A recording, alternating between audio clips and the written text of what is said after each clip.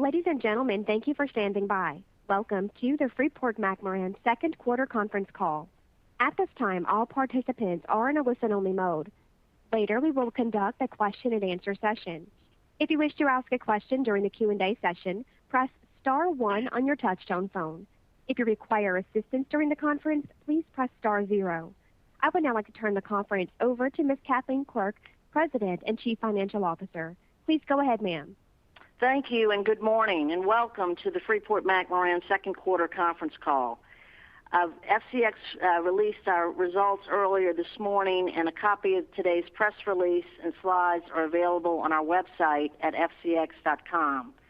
Our conference call today is being broadcast live on the internet, and anyone may listen to the call by accessing our website homepage and clicking on the webcast link for the conference call. In addition to analysts and investors, the financial press has been invited to listen to today's call, and a replay of the webcast will be available on our website later today. Before we begin our comments, we'd like to remind everyone that today's press release and certain of our comments on the call include forward-looking statements, and actual results may differ materially. We'd like to refer everyone to the cautionary language included in our press release and presentation materials, and to the risk factors described in our SEC filings. On the call with me today, Richard Adkerson, our Chairman and Chief Executive Officer, Mark Johnson, our Chief Operating Officer for Indonesia, Josh Olmsted, our Chief Operating Officer for the Americas, Mike Kendrick, who leads our molybdenum business, Rick Coleman, who leads our construction and growth projects, and Steve Higgins, our Chief Administrative Officer. I'll start by briefly summarizing our financial results, and then we'll turn the call over to Richard, who will review our outlook and the slide presentation materials that have been provided to you. As usual, after our remarks, we'll open up the call for questions. Today, FCX reported second quarter 2021 net income attributable to common stock of $1.08 billion, or 73 cents per share. That included net charges totaling $56 million, or 4 cents per share, detailed on page Roman numeral 7 of our press release. Adjusted net income attributable to common stock totaled $1.14 billion, or 77 cents per share. Our adjusted EBITDA for the second quarter of 2021 totaled $2.7 billion, and you can find a reconciliation of our EBITDA calculations on page 35 of our slide deck materials. We had a strong second quarter. Our copper sales of 929 million pounds and gold sales of 305,000 ounces were significantly above the year-ago quarter. But our sales were approximately 5% lower for copper and 8% lower for gold relative to our recent estimates, primarily reflecting the timing of shipments from Indonesia. Our annual guidance is consistent with our prior estimates. Our results in the second quarter benefited from strong pricing. Our second quarter average realized copper price of $4.34 a pound was 70% higher than the year-ago quarterly average. Our net unit cash cost of $1.48 per pound of copper on average in the second quarter was slightly above our estimate going into the quarter of $1.42 per pound, but that primarily related to non-recurring charges associated with a new 4-year labor agreement at Cerro Verde. Operating cash flow generation was extremely strong, totaling $2.4 billion during the quarter. That included $0.5 billion of working capital sources. And our operating cash flow significantly exceeded our capital expenditures of $433 million during the quarter. Our consolidated debt totaled $9.7 billion at the end of June, and our consolidated cash and cash equivalents totaled $6.3 billion at the end of June. Net debt was $3.4 billion at the end of the quarter, and we achieved our targeted net debt level several months ahead of our schedule. I'd now like to turn the call over to Richard, and we'll be reviewing the the slide materials that have been provided. Go ahead, Richard. Kathleen, thanks everybody for joining us. We are really pleased to report in what's now becoming a string of really strong operating performances for our company. And with this great positive outlook for our business, we're all really enthusiastic about it. Hoping all of you are staying healthy through this pandemic. Vaccinations are giving us an opportunity to protect ourselves and those around us. And we're working hard to encourage our people globally to take full advantage of this opportunity whenever possible. Our teams are working safely. We remain vigilant with our COVID protocols that have been so effective. With the recent rise in cases globally, we are refocusing, redoubling our efforts, restoring some protocols that we had loosened to keep our team and community safe. Our results in the second quarter demonstrate really strong execution of our plans, really strong, and favorable pricing for our products. Kathleen mentioned the shipping issue. Logistics is an issue globally. If we've been able to, we basically met or slightly exceeded our production targets. We've been able to ship everything we produce. We would have beat our sales targets. We also, common in the mining industry, had some one-off type issues affecting production. Without those and with shipping, we would have had a real strong beat on our previous guidance. Really important, our Grasberg underground ramp up is proceeding on schedule. This is a remarkable and I would say a historic success for both our company and even the mining industry. Our team in Indonesia is doing remarkable and outstanding work, and this is building value for our shareholders and long-term sustainable low-cost values for the future. Production, we're making money in the Americas, copper prices. Production in the U.S. is increasing. Our Lone Star project in eastern Arizona is really exciting. We have a series of ongoing value-enhancing opportunities in the U.S. in front of us, and I'm personally really encouraged about future growth in the U.S. In South America, our teams in Peru and Chile are navigating the pandemic effectively. We're restoring production that we had curtailed a year ago. We have achieved these outstanding financial results made possible by the hard work and investments we've been making for many years. We're now generating significant cash flows, which will be sustainable for years in the future. This quarter alone, we had $2 billion in cash flow after capital spending. That's just remarkable considering where we were just a year ago. Kathleen mentioned, and it's notable, that we reached our debt target several months earlier than our forecast earlier this year. We ended the quarter with $3.4 billion of net debt, and that's within the targeted range we set of $3 to $4 billion. We reduced our debt by like 60% over the past year.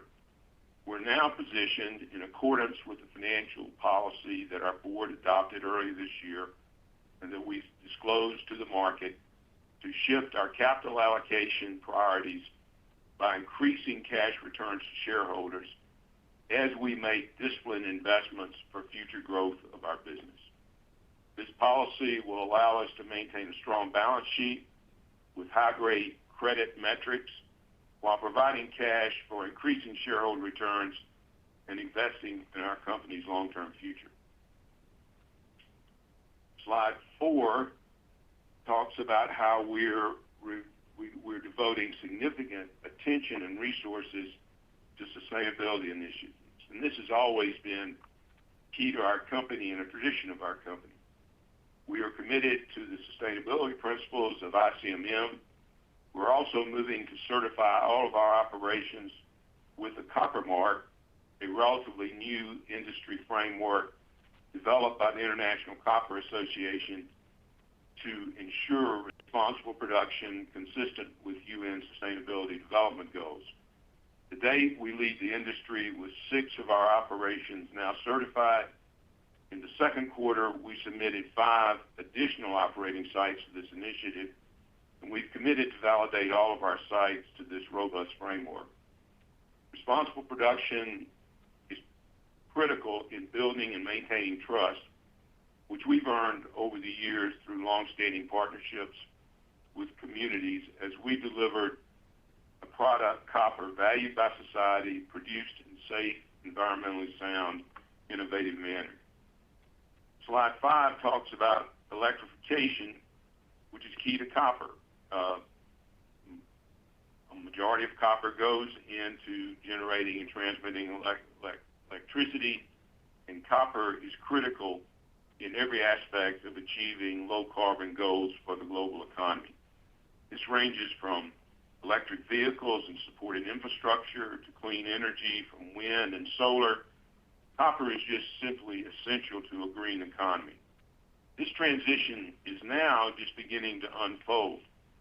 It will add significantly to future demand for copper, and as the global leading copper producer, Freeport is solidly positioned to benefit from this higher future demand. In addition, now companies around the world are responding to COVID with aggressive fiscal and monetary policies. This alone is creating important near-term copper demand beyond China. And China's consumption remains strong. There are some mixed economic signals, but even with that, demand for copper in China is strong, and now it's higher consumption is being generated from economic recovery in developed countries around the world, and that's even in the face of an important sector of copper demand, automobiles, which is being constrained by this chip problem. So this increasingly important incremental demand outside China, the long-term growth from growth in emerging markets, just is very positive for our outlook. Copper demand is also expanding from technology advances in communications, artificial intelligence applications, expanding connectivity through global infrastructure initiatives, and efforts to improve health through using copper to fight viruses and other infections. Slide 6 talks about this growing demand, the global challenges in maintaining much less growing supply makes the outlook for copper compelling. I would say compelling is an understated word, really positive and enthusiastic about it. This recent pullback in copper pricing that we've seen has not altered in any way our conviction of the favorable long-term outlook for copper.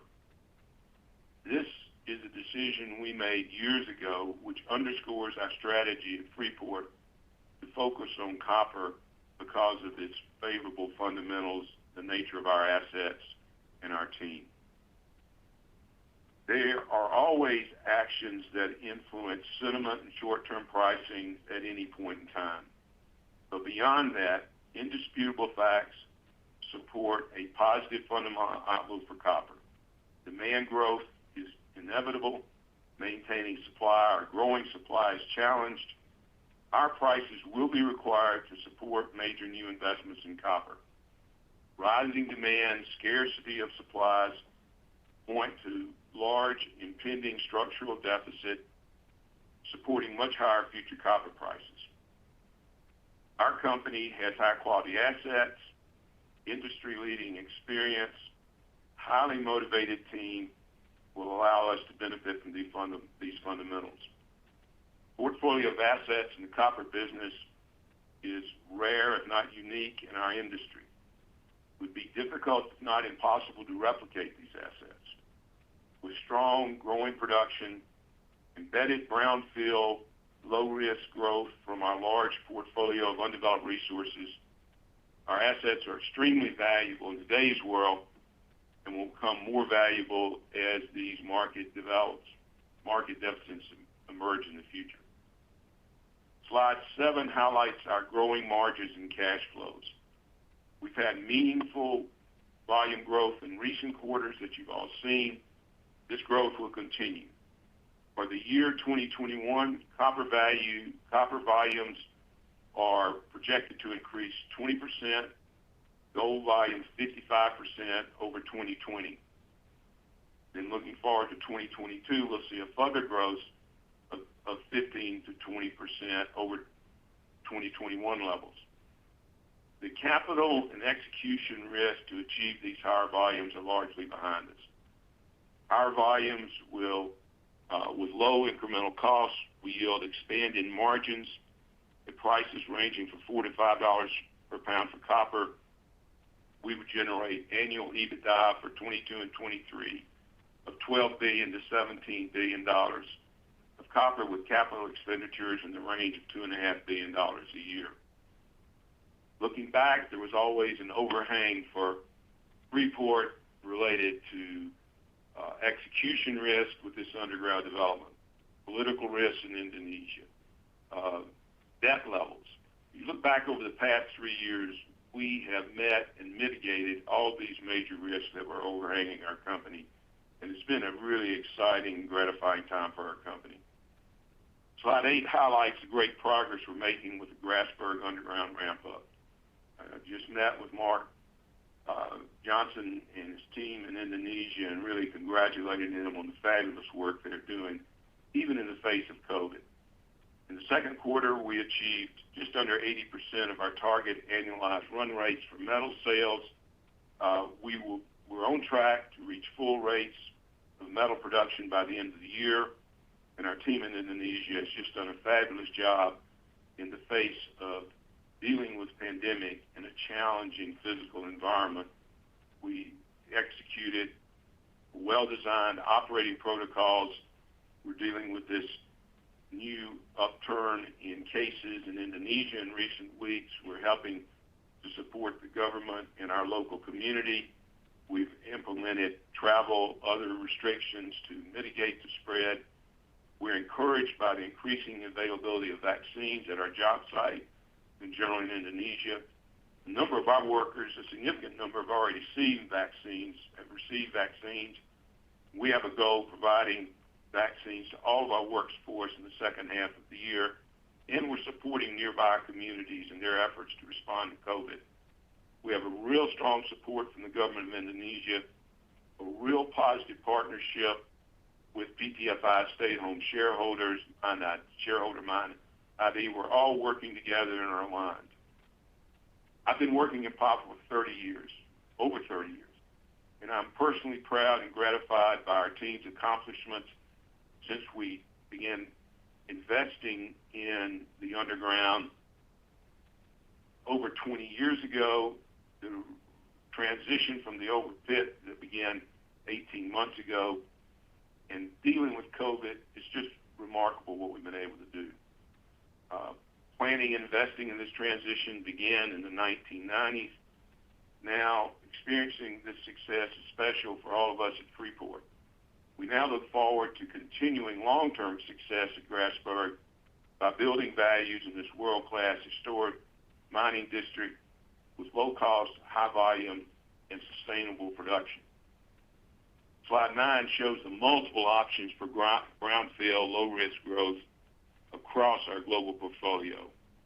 Increasingly encouraged by the opportunities in the U.S., where we have favorable community support across the board with where we operate, favorable tax situation, and a long history of working in a responsible way. We're expanding our mine production at Lone Star, Baghdad, other sites, and we have exciting new opportunities from technology involving leach recovery from our historical operations. The Lone Star mine, our newest operation, is situated adjacent to our long-standing operations in southeast Arizona. There we have strong community support, and this new mine is performing above design capacity. We're evaluating expansions of Lone Star's oxide ores. We're actually making a lot of money in what normally would be stripping operations. We're conducting long-range planning for the development of a potentially world-class sulfide resource that lies beneath this oxide cover in our historical mining area. We have an opportunity and a strong likelihood of moving forward with constructing a new concentrator to double production in our Baghdad mine in northwest Arizona.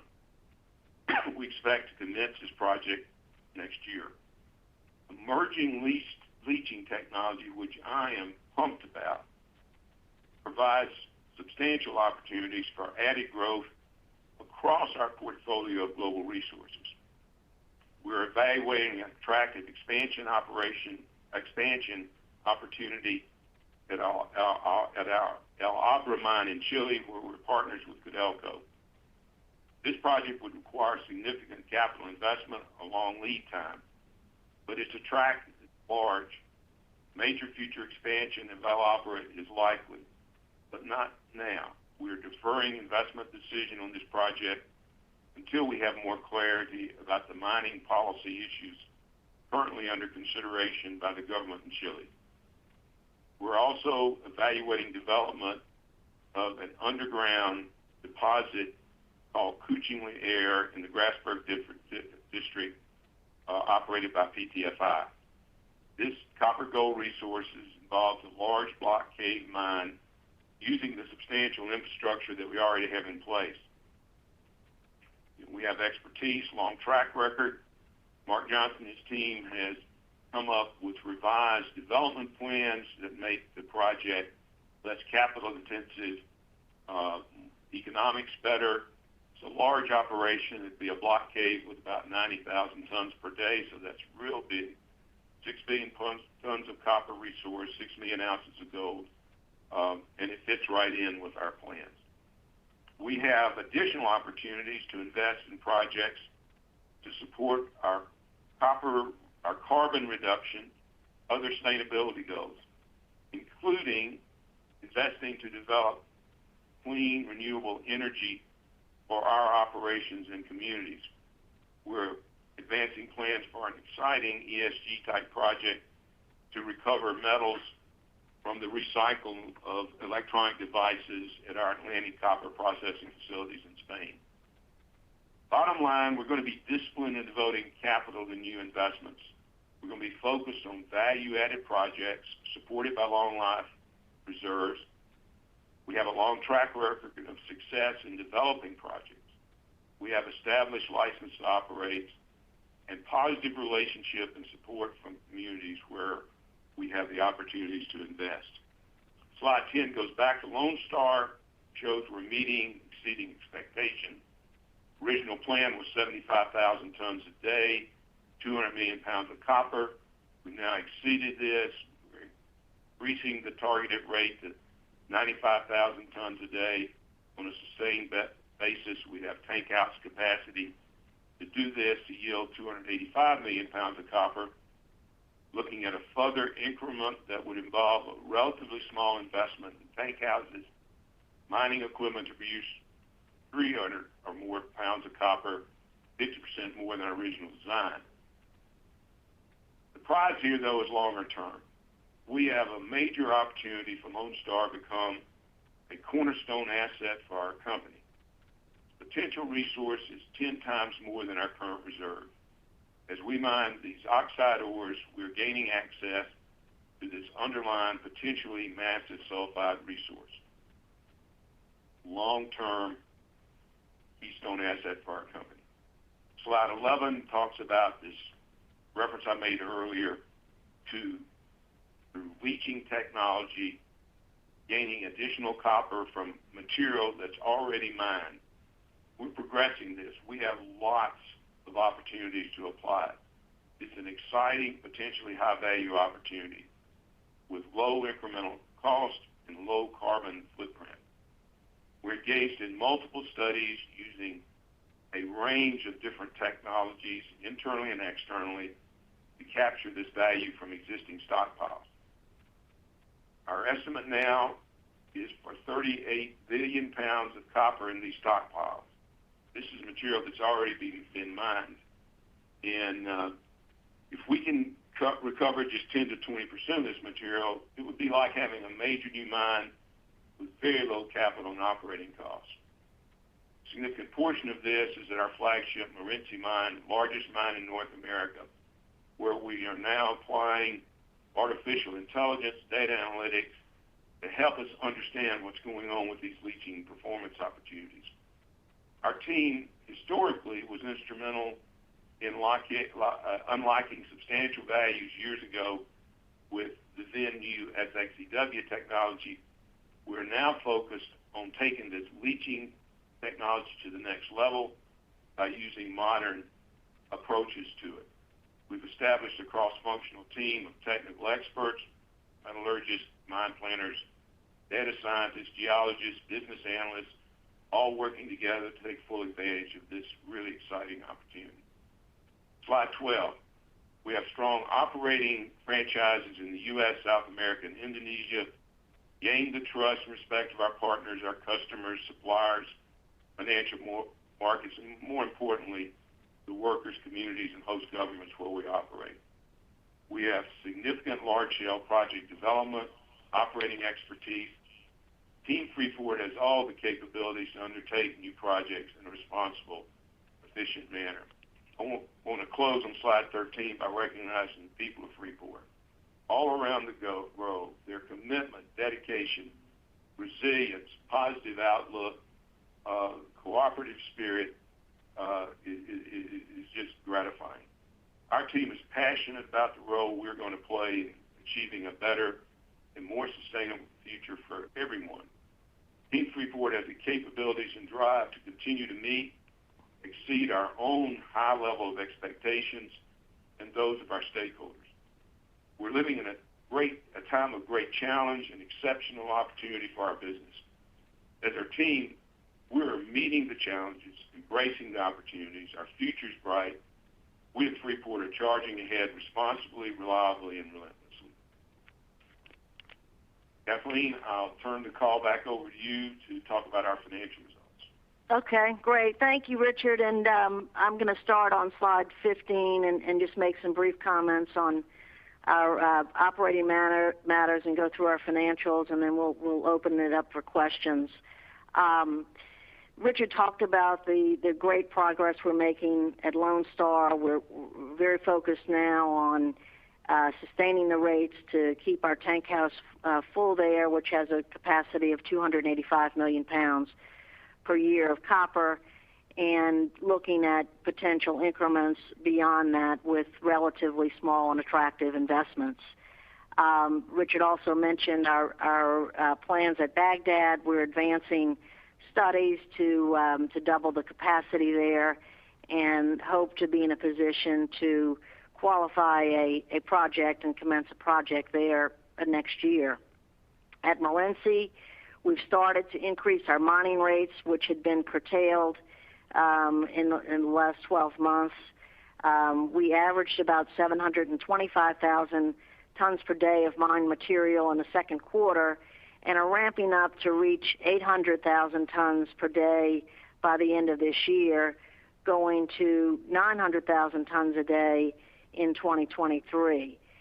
We've also advanced from 2022 the restart of some of Morenci's milling capacity. That was also idled last year to reduce costs. Now with the improvement in copper prices, these actions result in more profitable production.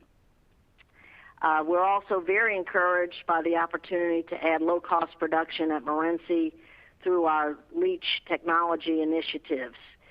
In South America, the teams are continuing to work to restore production to pre-pandemic levels.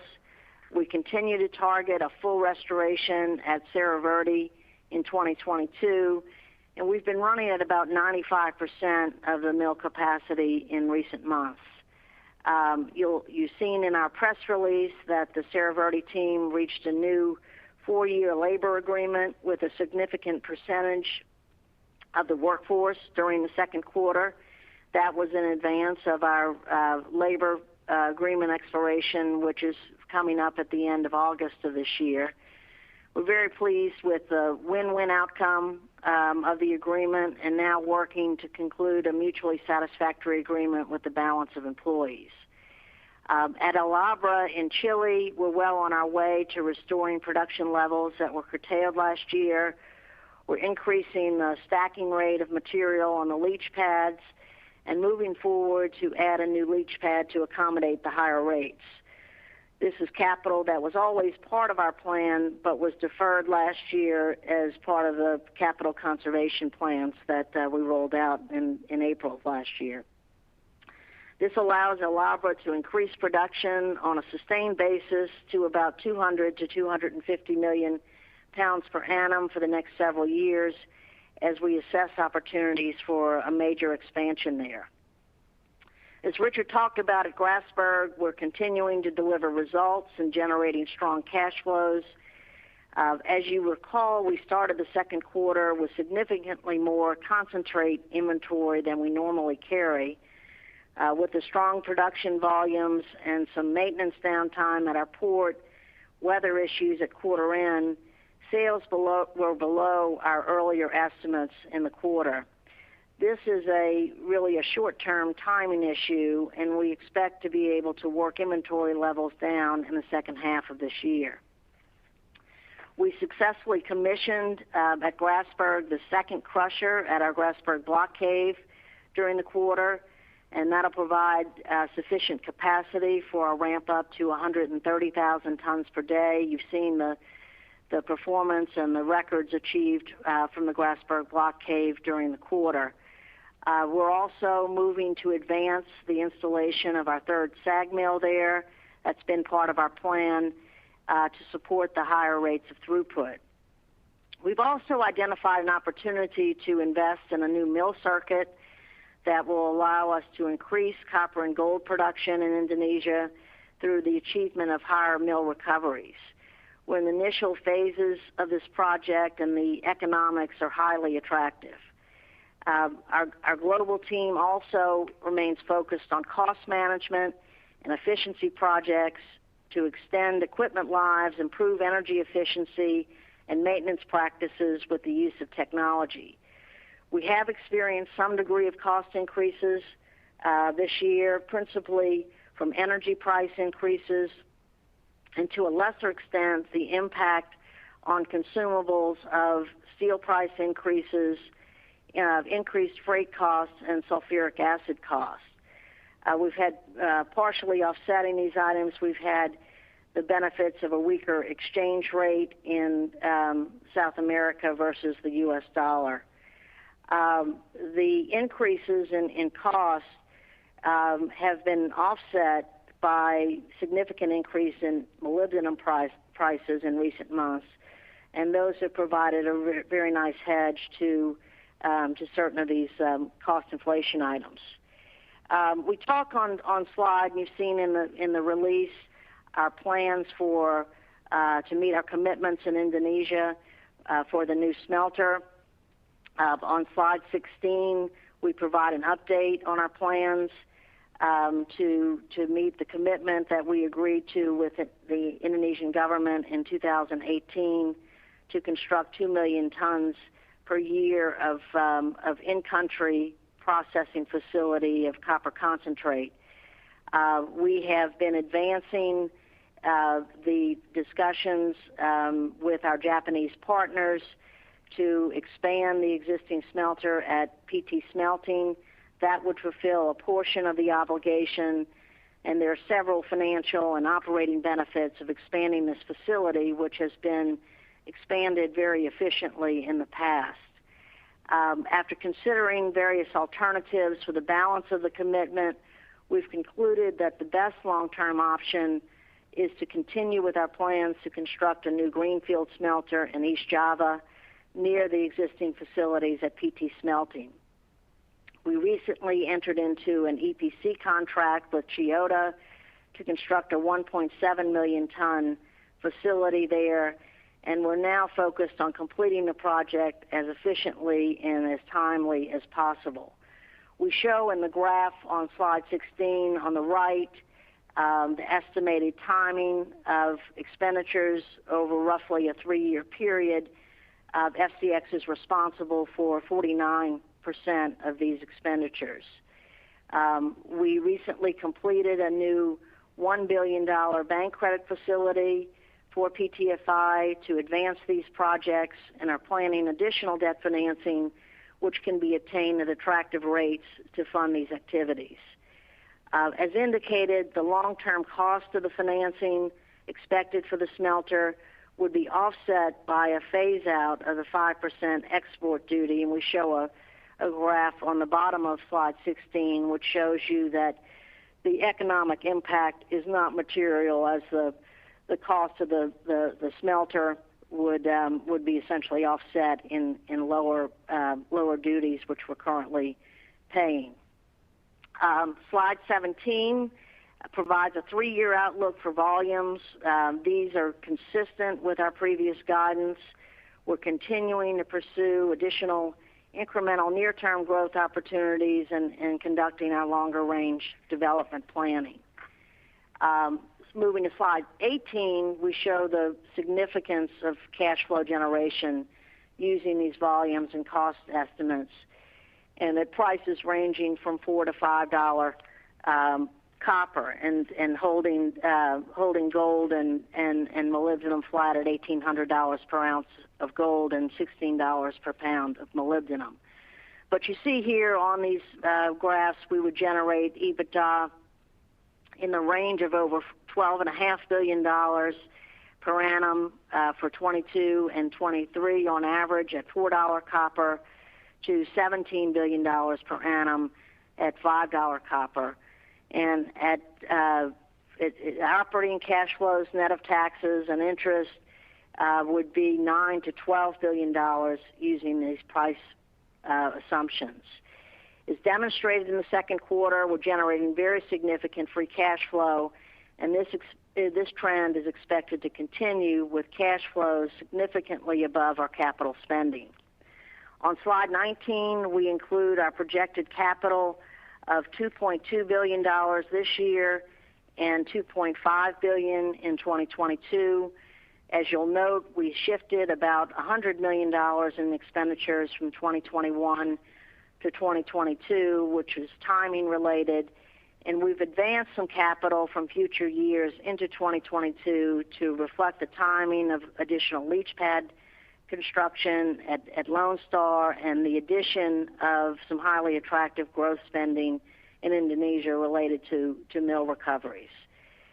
We've entered a period of outstanding free cash flow generation. We've got growing volumes, strong markets, and low capital requirements. You'll see on slide 20, and this is backward looking, but over the last 12 months, we've reduced our net debt by $5 billion, and that included $2 billion in the second quarter alone. You'll see our credit metrics are strong at less than 0.5 times EBITDA on a trailing 12-month basis, and we're projecting our credit metrics continue to be strong and improving. As Richard mentioned, we achieved our targeted net debt level several months ahead of our schedule. With our long-lived asset base and growing production profile and strong markets, we'll have the ability to continue to strengthen our balance sheet, provide increasing cash returns to shareholders, and build additional values in our asset base. The slide on 21 just reiterates our financial policy.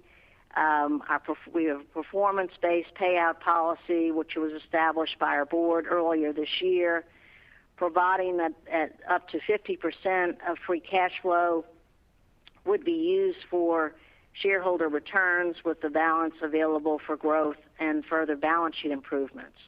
And with the recent achievement of our net debt target, we expect our board will consider additional payouts to shareholders with our 2021 results.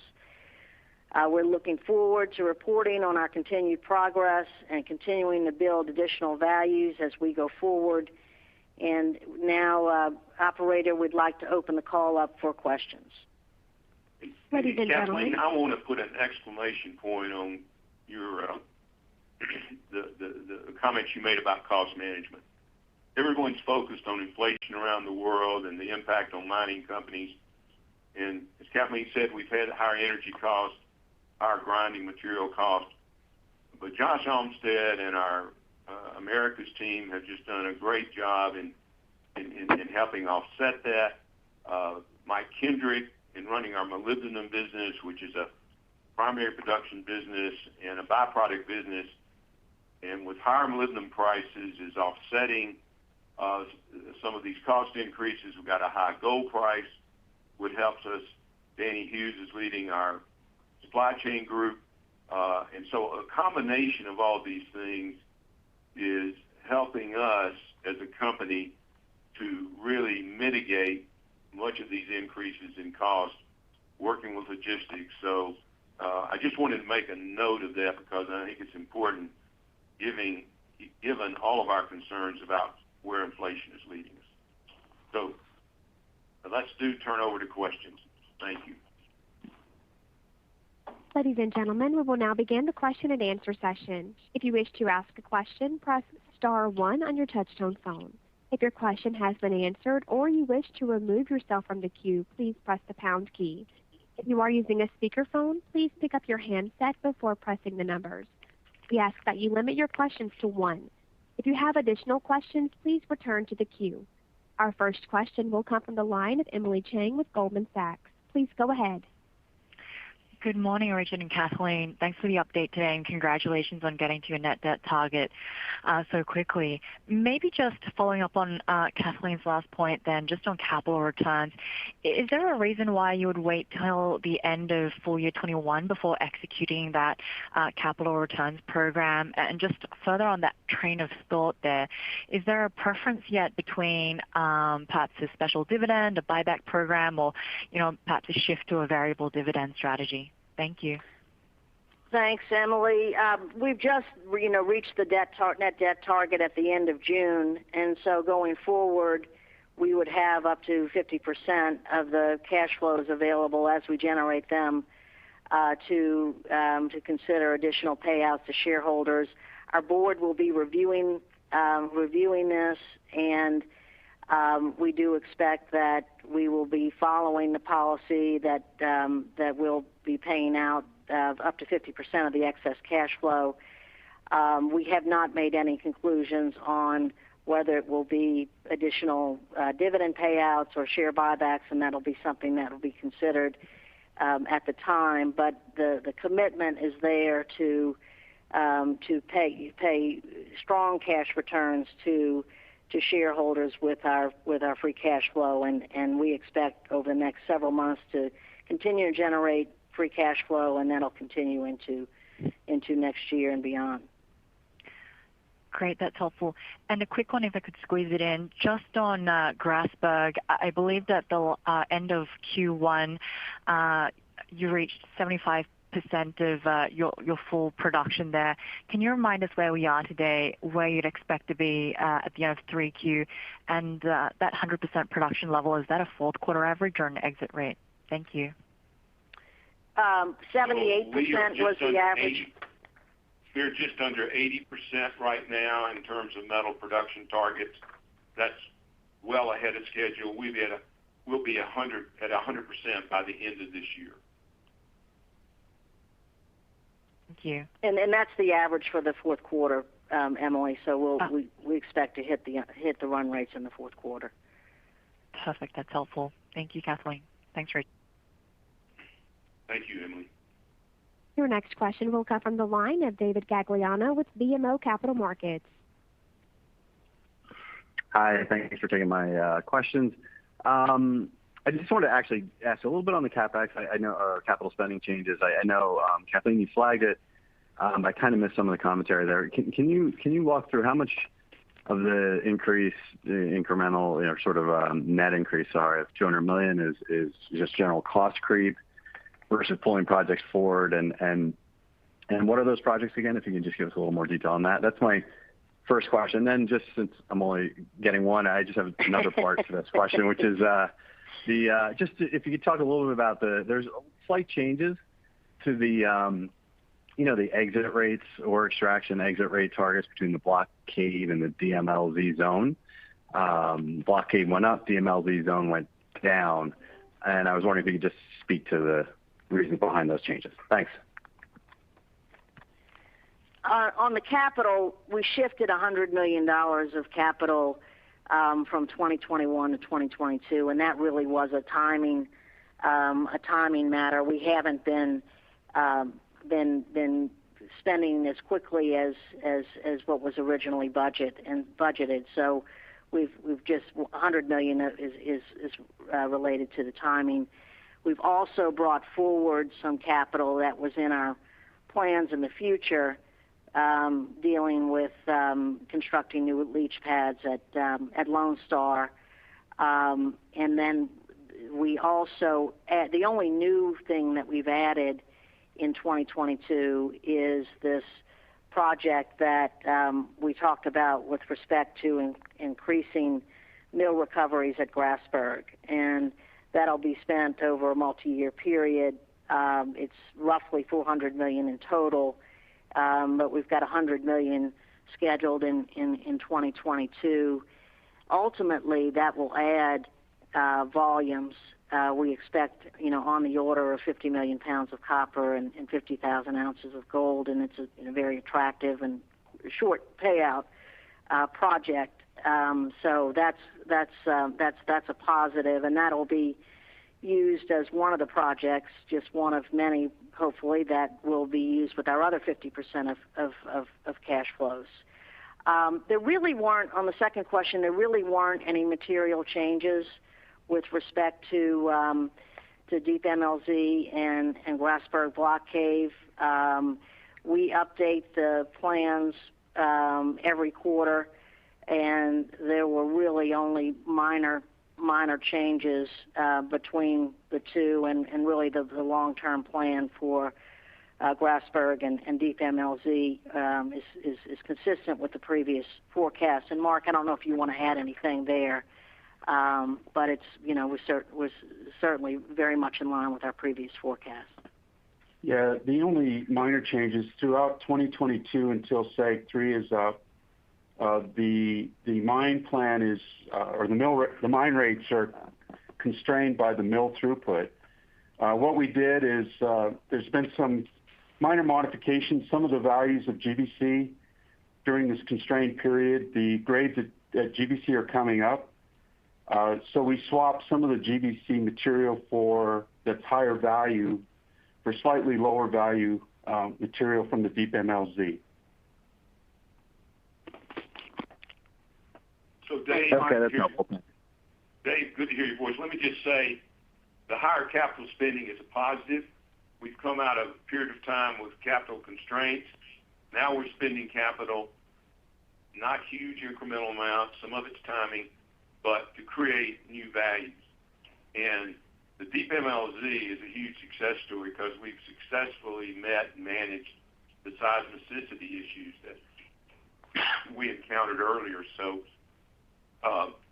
and Mark's point, the key to our future success is these mine rates. We need to build the mine rates up, and we're successfully doing that. And we're dealing with this constraint at the mill by building SAG 3 and making other investments. But the key to our future success was meeting our mine rate targets. And that's been a key for 15, 20 years. And for us to be able to achieve that is just something that we all feel so good about, and congratulating our team for doing that over the years.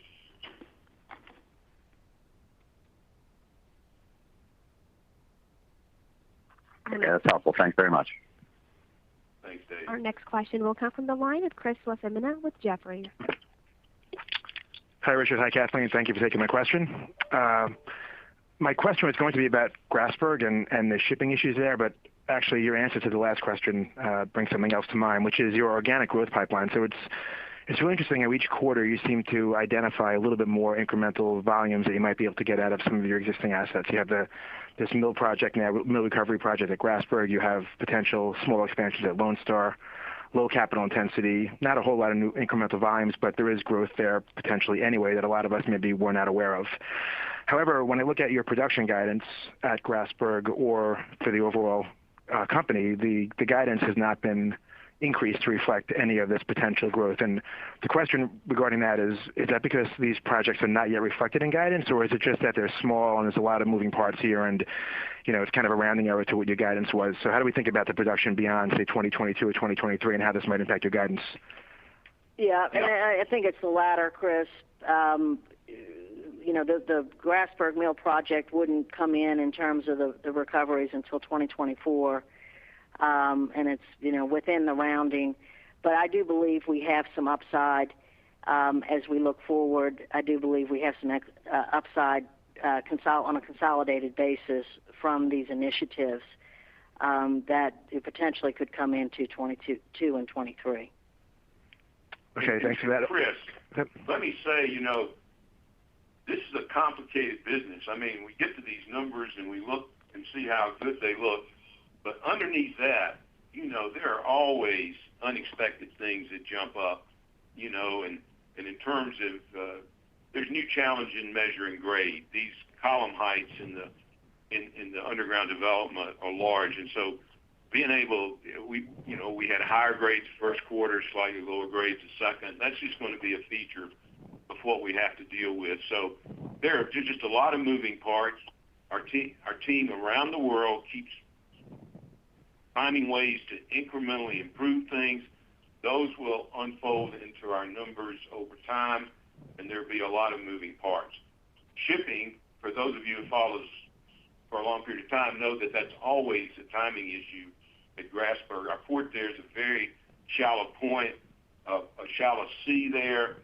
We have a relatively complicated historical loading operation there. We have to lighter concentrates out to ships and weather, shipping schedules, logistic issues will always have a timing impact. I just come back again. The real key to us is mine rates, finding ways to incrementally improve things, and that's just an ongoing process that we have. And sorry, is the shipping, some of the shipping issues at Grasberg, many of which are kind of ordinary and normal types of things, is there a COVID impact there as well? Was that a factor in the last quarter, or was that not a reason for the shipping problem? No, not really. We had, we had some maintenance that we were doing on the ship loaders, which impacted us earlier in the quarter, and then we got hit by weather at the end of the quarter. So that was really it wasn't really COVID related. Okay, thank you. We had early action this is just an example. It wasn't major, but it has an impact.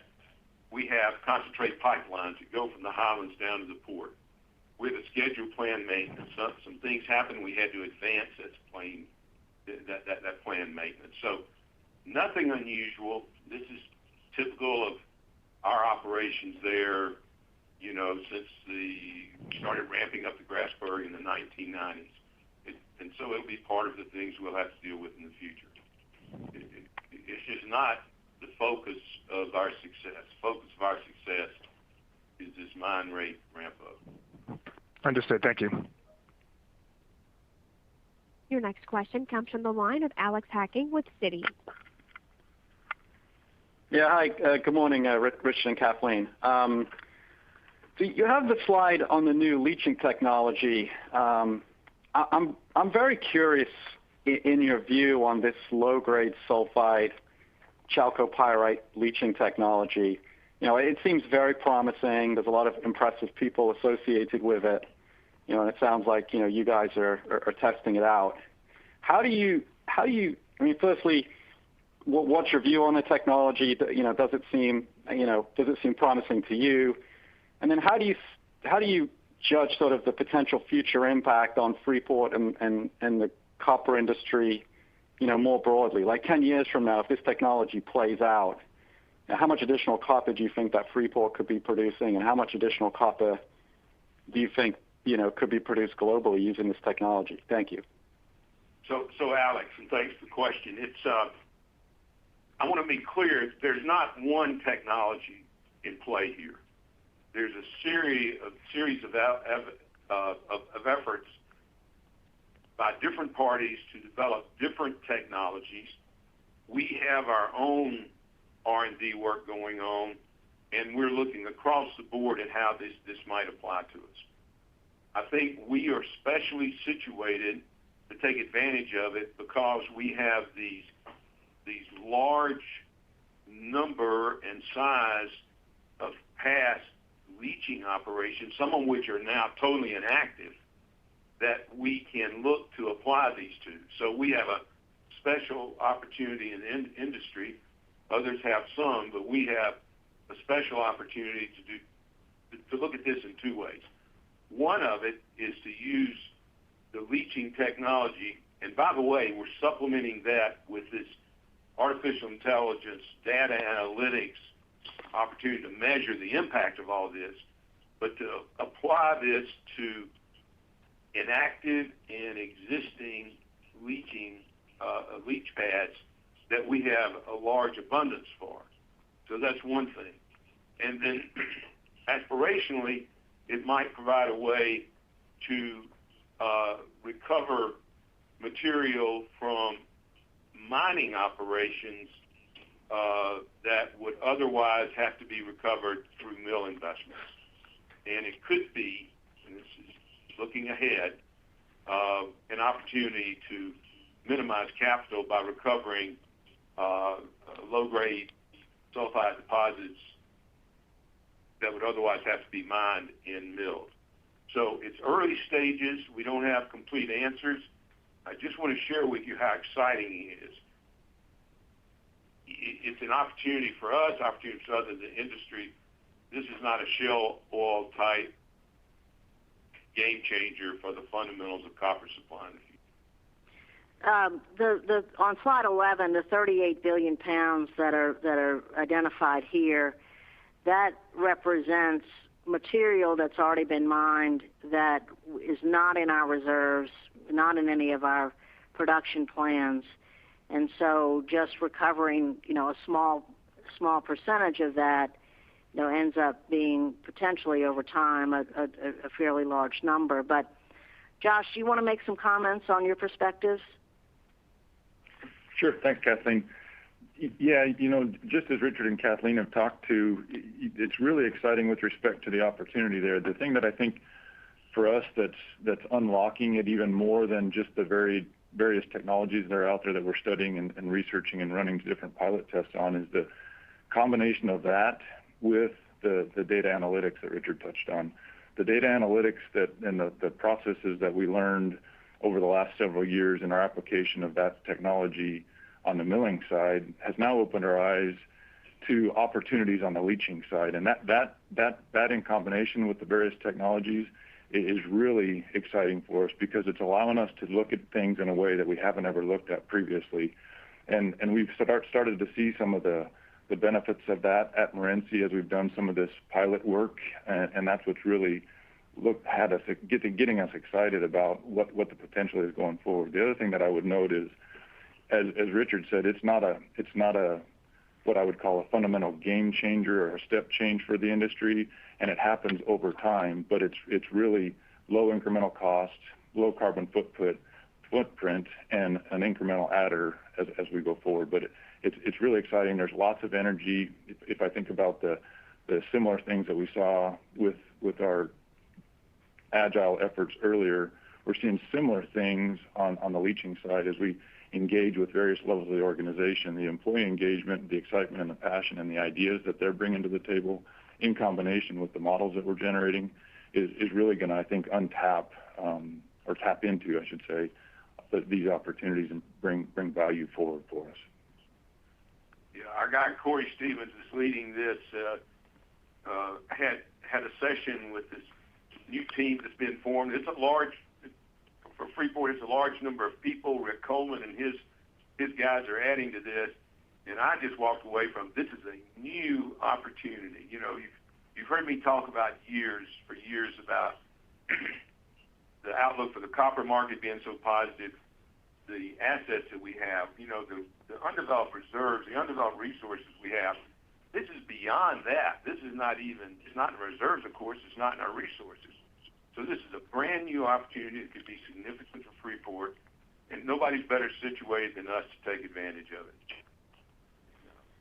Thanks. I really appreciate the color. I've read some other. So I was going to say I've read some other comments that this could maybe add 5% to global copper production on the long run. So, but it sounds like you think this is going to be more kind of longer dated and extending life of mine, and not really that kind of a potential game changer. I appreciate the comment. Thanks.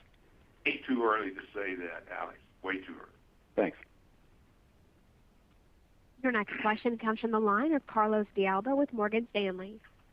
Yeah, thank you very much, Richard and Kathleen. Just continuing on the growth opportunities, I wonder if you could update us on the 200 million pounds per year target that you had before the pandemic.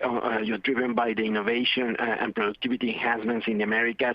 Is that yet another growth opportunity for you guys, or is more, or is that now embedded in the project that you had been describing just now in this call? No, that is embedded. We've continued that project. We internalized it. We were doing some external work, and to cut back on capital and operating, we internalized it, and that agile workway and using artificial intelligence is embedded in everything that we do. So that is in our plans. I'd say the one area where it's not is at Cerro Verde, because we have not been able to get the mill. We're running roughly 95% of the pre-pandemic levels. We had plans prior to that to move well above 400,000 tons a day, and so I think with the pandemic passing, at some point, we will be able to go back to those initiatives at Cerro Verde, and those are not in our plans. But in the U.S., they are. This is not like building a concentrator. It's a one-time deal. It's an ongoing deal. We'll continue to add it. As Kathleen said, we've been limited to what we could do with Cerro Verde, where the world's largest concentrating milling operations are, and because of our focus on mine rate ramp up at Grasberg, we haven't yet brought all those new tools and skills and opportunities, technology to PTFI, and we'll be doing that in the future. So this is not a one-time deal, but an ongoing part of our business going forward, and our team's really bought into it. All right, that's clear. And then just if I may ask on the smelter financing, so the idea is still to get project financing for this venture initiative, and that means that from a cash flow perspective for Freeport, it doesn't jeopardize the potential increase in dividends or returns to shareholders. Correct? That you will be getting the money from the banks or whoever you get the money from, and that therefore the cash flow generation that the company has still allows for you guys to pay dividends and our back shares. That's correct. The debt service would affect, our dividend to the extent of 49% of the debt service, but that's offset with the duty phase out. So really, the dividends to FCX are not expected to be impacted. And importantly, the cost of the smelter are tax deductible to PTFI. The financing costs, you mean, Richard? No, I'm talking about the operating costs and so forth. Okay. All right. Okay. Depreciation. This is all at the PTFI level. You nailed it, Marcos, in your analysis. I'm just pointing out that you've got the relief from the 5% export duty. You've got an operation where the depreciation and operating costs are tax deductible in the consolidated Indonesian tax return for PTFI, which is a substantial Indonesian taxpayer. The government gets almost 50% of the economics at PTFI through taxes and royalties. Now they have an equity ownership of 50%. So 70% or more of the economics of Indonesia go to the government. FCX retains the interest, essentially all the interest we had going into these negotiations, which for years I didn't think we could do. But what a fabulous outcome for all parties we had in 2018. All right, excellent. Thank you very much. Thanks, Carlos. Your next question comes from the line of Orest Wowkodaw with Scotiabank. Hi, good morning. Just given what's happening in Chile and Peru with respect to potentially materially higher taxation and royalties in the future, I'm just wondering if that is changing your thinking at all in terms of future growth and whether we could see Freeport look to perhaps develop deposits outside of those countries in some of the emerging fronts, maybe something like Ecuador or others. An excellent point. 40% of today's copper supply comes from Chile and Peru. 40%. And now we have both countries going through a political process that's looking to get more for the governments away from the miners. We don't know how all this will turn out, and it's going to take time to know that. Just certified the new president in Peru. Chile's got a long-term process looking at their constitution. We've already said the impact in Chile is causing us to delay a decision on a world-class expansion opportunity we have in El Abra. Other miners are also going to be affected by this. We really don't know what the outcome is. Bottom line, this is going to be supportive of future copper prices. Richard, And it how makes our U.S. assets more valuable. To your second point, we're not planning to go outside of our geographic footprint. We have opportunities in the U.S. and elsewhere. Okay. It just as a follow-up, I mean, I know you have a stability agreement in place at Cerro Verde, I think it's about 2029, but I mean, given some of the comments from the new president in Peru, I mean, how much confidence do you have that that's going to be honored? Well, you look back over our shoulder, there have been other presidents in Peru over time that have gone into office with similar types of comments. And when they get into office, the realities of the importance of the mining industry to support their economies, become self-evident. We don't know now. We're working with the rest of the industry in Peru to present the case for the importance of copper mining to that country, but we will have to work our way through this. It is an uncertainty. We don't have significant growth opportunities in Peru, but we have a very substantial operation at Cerro Verde that's significant in terms of our current and future levels of copper production. And so, it wouldn't be helpful or instructive to try to speculate the outcome for all this. We do have a strong stabilization agreement, which is relatively new, replaced an older one, and it's stronger. But as we've always done, we'll work with the industry. We'll try to work cooperatively with the government communities to contribute to Indonesia's efforts to relieve poverty in that. Peru's efforts to relieve poverty in that country. Thank you for the color. Your next question will come from the line of Abi Agarwal with Deutsche Bank. Thanks. Thank you. Morning, Richard and Kathleen. Thanks a lot for the call.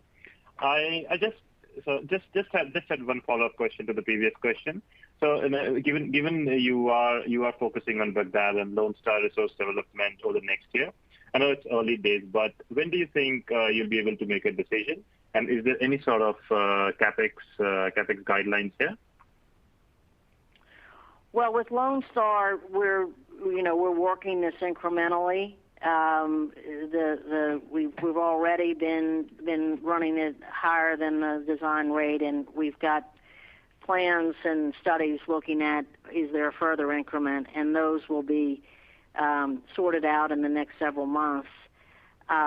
With respect to Baghdad, That is a major project, and we're advancing our studies, feasibility studies. We're looking at all facets of water and tailings.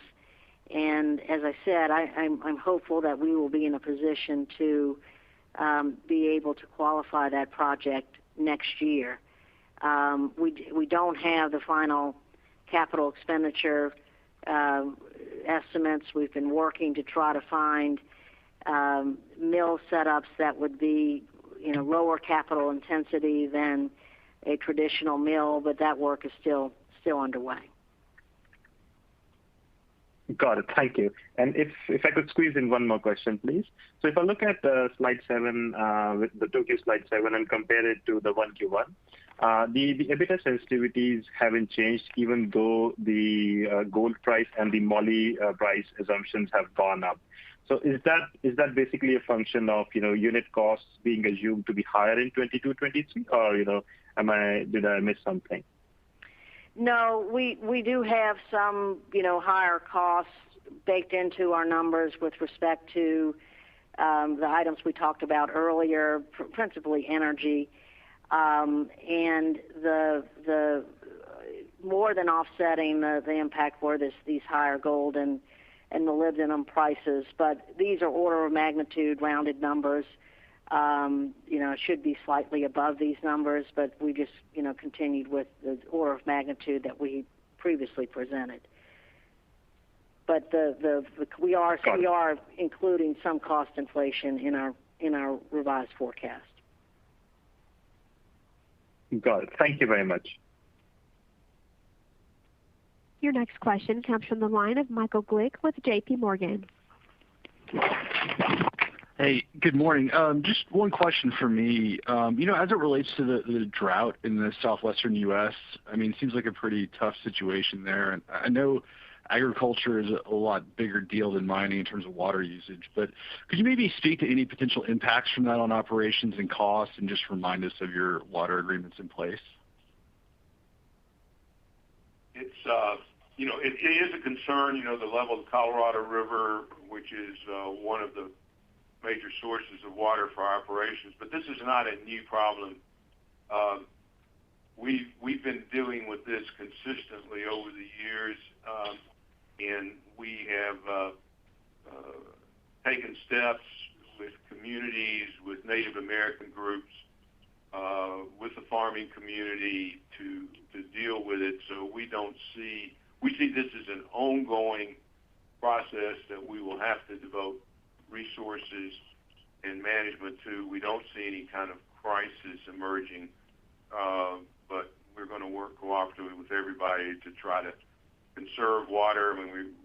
We do a great job right now with our conservation, reuse of water, but it's going to be an ongoing management deal. All of that's built into our current cost structure, and we don't anticipate major changes in that looking forward. Understood. Thank you. Your next question will come from the line of Michael Dudas with VRP. Good morning, Richard and Kathleen. Turning back to the smelter, with the timeline of a 2024 completion, as Chiyoda, I'm sure is a competitive process. Is it a fixed price contract? Is there a healthy enough contingency to take it or to respect all the potential changes with COVID and the supply chain issues, which everybody is starting to worry more about? Is there a comfort level that the government, along with PTFI, is with the type of contract structure and what could be there to achieve that target? There is contingency in our estimate. It is not a fixed price contract for all the reasons that you just mentioned. We want to be able to help manage the cost and didn't want to have a lot of risk baked into the capital that may or may not occur. So we felt this was the right structure. There's risk sharing within the contract. The government understands the situation in terms of COVID. We were delayed over the last 12, 15 months associated with the project. And the current situation is something we're also monitoring very closely. But we're keeping the government informed regularly about the timeline, and our commitment with Chiyoda is to get this done as timely as possible, but recognizing there are certain things that will be outside of our control, like the current COVID situation. And that $2.8 billion, a big change from maybe what was thought about 2, 3, 4, several years ago? Well, the scope is different. We were thinking of having 2 lines at the smelter for 2 million tons total, and we reduced it to 1.7 because of the expansion opportunity at PT Smelting. So the scope's a little different, and yes, there have been some changing, cost factors. You've seen all what those are in terms of, where construction costs are currently. But we've done a good bit of value engineering over this period with Chiyoda. All parties are committed to, having an open book and making this smelter as successful as possible and bringing it online as cost efficiently as possible. And so we were in the range of $3 billion, $2.5–3 billion before, but there's been some pluses and minuses, and we're slightly above that now. The open book risk sharing is definitely the way to go here. Thanks a lot, Kathleen. Your next question will come from the line of Matthew Murphy with Barclays. Hi. Wondering, as you're getting close to full throughput at Grasberg here, if you can give any color on underground mining costs, thinking like on a per ton basis, where you're at, where you're aiming to get, and is it, where you had hoped to be? Yeah, we're achieving where we hope to be, no question about that. We have to deal with some of these general factors, but just achieving the volumes, having the gold credit, and the high grades of copper just allow us to do it. Mark, you want to comment on this? Yeah, we've had a lot of focus on operating unit rates, and we're very close to where we want to be. I think there's still some opportunities on just being more efficient with some of the mining. Obviously, at GBC, the train haulage system has proved to be very efficient. That's it's a completely unmanned operation, and that's going very well. Deep MLZ, the fracking is helping out. We're seeing that the cave is continuing to mature, a lot less secondary blasting. So a lot of these things are settling down, but I'd say it's very much within the forecast that we had, and we think there's still some opportunities to continue to improve. Okay, thank you. Our final question will come from the line of Jatinder Goel with Exane BNP Paribas. Hi, good morning, good afternoon. Thank you for taking the question. Just one question on those administrative fines in Indonesia. Now we are looking at 2024 timeline, and looks like you've taken a minor provision in your accounts as well. Any color you can provide on where we are on that discussion with the government, and is there any acceptability that these fines should not be levied and should not be recovered to the same extent as indicated in media previously? Yes, we worked with the government during the quarter, and this third party that the government engaged and we engaged to review our performance against the plan and the schedule and what was related to the pandemic. And it looks like the fine will be in the $16 million range, which we fully accrued. In the quarter, we had previously accrued 13, and so it looks like that is behind us. We also, with this, provided a new schedule to the government of what the progress is expected to be, and so that is what will be measured against in the future. So we're not expecting this to be an ongoing matter, and it's we're pleased with the resolution of it. Understood. That's very clear, Kathleen. If I can ask a very quick one. On moly, how sustainable do you think current strong prices are? And do you have much flex in the system to respond with better volumes from your two primary mines? On the latter part of that, we are looking at, we've been operating primary mines at below their capacity. We are looking at potential options to increase production from the Climax mine. In terms of prices, we don't predict prices, but the market, as Mike can tell you, is been very tight, and we're seeing that continue even during the summer months. I don't know, Mike. Kendrick runs our molybdenum business. It's a great business and leverage to prices, and we're able to flex. Mike, you want to make a comment on that? Sure. Kathleen is absolutely right that we're looking at how we can expand production at Climax and putting together a ramp-up plan for that to respond to the economic conditions. And then with regards to price, I think the predominant feature is that the vast majority of Western molybdenum comes from byproduct production.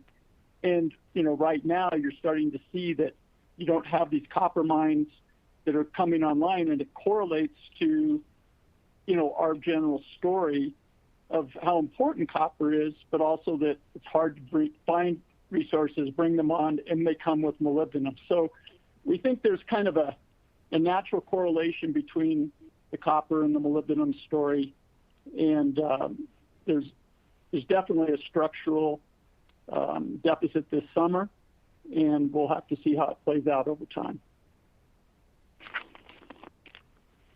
Excellent. Thank you so much. All right. Well, thanks, everyone. It's exciting times. The best is yet to come, so hang on.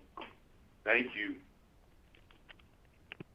Ladies and gentlemen, that concludes our call for today. Thank you for your participation. You may now disconnect.